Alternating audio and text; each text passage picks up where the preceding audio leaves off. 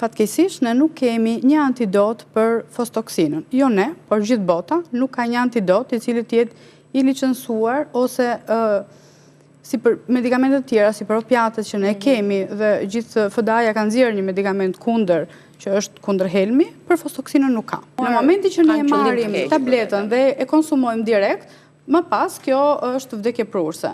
Pra ne mund të ndodhi vdekja fatale me njëherë, në varësi të sasisë që kemi marrë, se ka njerëz që marrin 1, 2, 3 tableta, mund të ndodhi pas disa orësh në varësi dhe të gjendjes, të fizikut që ne kemi.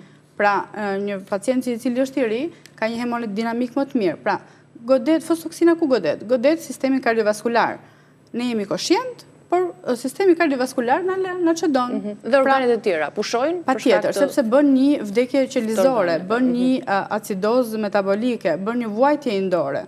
Duke qenë se ne kemi një vuajtje indore, do të kemi gjithë pasojat e vuajtjes indore.